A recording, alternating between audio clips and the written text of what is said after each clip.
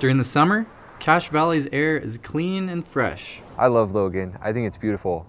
The only downside is the air. In the winter, smog hangs over the valley.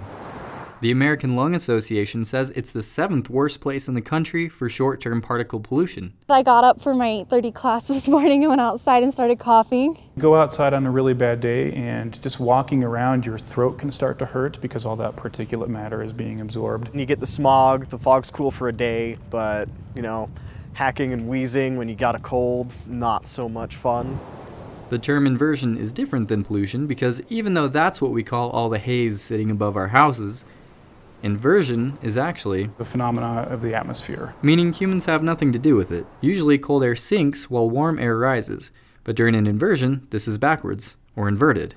The reason is Cache Valley is surrounded by mountains, so cold air slides off the mountain and into the valley, and the snow on the ground reflects the warm sunlight instead of absorbing it into the ground. Cache Valley will always have very strong inversions. We're subject to the whims of the atmosphere.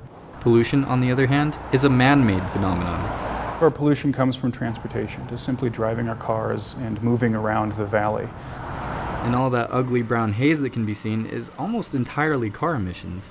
All of that sits and collects just a few hundred feet above the surface, and we see it obviously very easily. This bowl represents Cache Valley, and in the wintertime we drive our cars around in the valley, and when inversion hits it makes a layer of warm air that seals the cold air at the bottom, essentially trapping us in our own pollution. Even though there are strict emission controls set in place for Utah, almost half of Cache Valley is in the Idaho side. When we share a valley with Idaho that doesn't necessarily have the same emission restrictions and laws as Cache County does, we start to mix in more vehicles that are polluting more. While there's a scale that you can check that measures air quality in the valley, Meyer says there's not much we can do right now except try to drive less. Ben Nielsen, ATV News.